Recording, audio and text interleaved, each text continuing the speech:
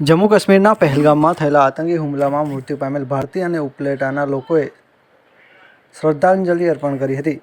ગ્રામજનોએ મૃતકોના પરિવાર માટે સંવેદના વ્યક્ત કરી તેમણે દુઃખ સહન કરવાની શક્તિ મળે તેવી પ્રાર્થના કરી હતી. સમગ્ર ભારતમાં વિવિધ સ્થળોએ શ્રદ્ધાંજલિ કાર્યક્રમો યોજાયો હતો.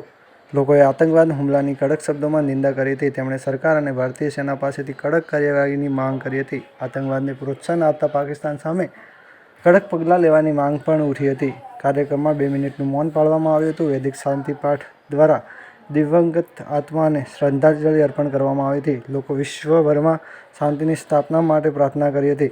ગ્રામજનોએ પીડિત પરિવારને આ કપરા સમયમાં દુઃખ સહન કરવાનું બળ મળે તેવી પ્રાર્થના કરી હતી. સાથે જ વિશ્વમાંથી આતંકવાદ સમૂળગો નાબૂદ થાય તેવી આશા વ્યક્ત કરી હતી. બ્યુરો રિપોર્ટ વિપુલ ધામેચા, ઉપલેટા. પિન્ટુભાઈ વસવેલિયા, બજરંગ દળ અધ્યક્ષ, ઉપલેટા પ્રખંડમાંથી.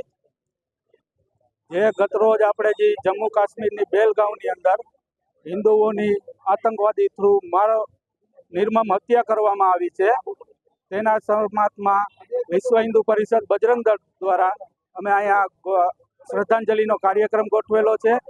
અને તેથી કરીને અમારે સરકારને પણ આ નિવેદન કરવા માંગીએ છીએ કે જે આતંકવાદીએ જેને ધર્મ પૂછીને ગોળી મારી છે તેના સામે કડકમાં કડક પગલાં લે, એટલું અમારું સરકારને નિવેદન છે. જય. હાલો, મારું નામ ડાયાભાઈ ગજેરા, કિસાન સભાનો પ્રમુખ છું. આજે જે પહેલગામ કાશ્મીરમાં આતંકવાદીઓએ નિર્દોષ પ્રવાસીઓ ઉપર હુમલો કરી અને જે લોકોનો બલિદાન લીધા છે, જાન લીધા છે, તેમને શ્રદ્ધાસુમન આપવા માટે આજે સમસ્ત ઉપલેટા શહેરની જનતા દ્વારા આજે શ્રદ્ધાસુમન કરવામાં આવ્યા. અને આતંકવાદ આ દેશ માટે ખતરારૂપ છે અને આ આતંકવાદ એ માનવતાનો દુશ્મન છે. આતંકવાદ કોઈ પણ ધર્મનો હોય એ. રમેશભાઈ રામચંદાણી, વિશ્વ હિન્દુ પરિષદ ઉપલેટા. ગત 22 એપ્રિલના રોજ કાશ્મીરની અંદર ટુરિસ્ટ ઉપર જે જઘન્ય હુમલો કરવામાં આવ્યો છે, સમગ્ર દેશનો હિન્દુ સમાજ સખત આક્રોશિત છે. આ આક્રોશને વાચા આપવા માટે આજે ઉપલેટાના બાવલા ચોકની અંદર વિશ્વ હિન્દુ પરિષદ અને બજરંગ દળ દ્વારા મૃતકોને શ્રદ્ધાંજલિ આપવાનો કાર્યક્રમ કરવામાં આવ્યો હતો. સમગ્ર ઉપલેટાનો હિન્દુ સમાજ બહોળી સંખ્યામાં હાજર રહ્યો હતો.